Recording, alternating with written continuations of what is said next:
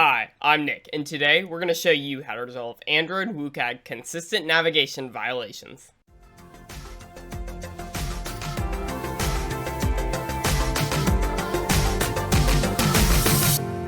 WCAG 3.2.1, titled Consistent Navigation, states that when navigation mechanisms are repeated, they must appear in the same relative order each time they are used unless a change is initiated by the user.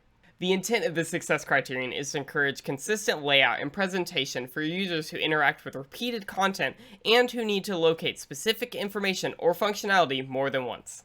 Consistent navigation allows users to predict the location of the content they're looking for and find it more quickly when they encounter it again. For more details on the specifics of WCAG consistent navigation violations, check out this link here. Link also in the description down below.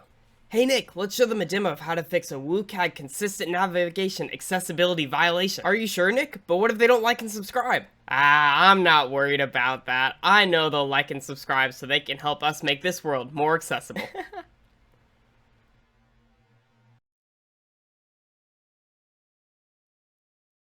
Here we have a consistent navigation violation. Clicking on the resource ID allows us to immediately find the XML file responsible for this violation. Now that we've found what screen contains this violation, let's pull up our emulator so we can see what it looks like. Here we can clearly see the consistent navigation violation, as each of these three navigation mechanisms has a different order of the individual components. This violation can very quickly be resolved by reordering the components within the component tree from within Android Studio. From within the emulator, we can now see a consistent order of navigation mechanisms on this page, thus resolving this accessibility violation.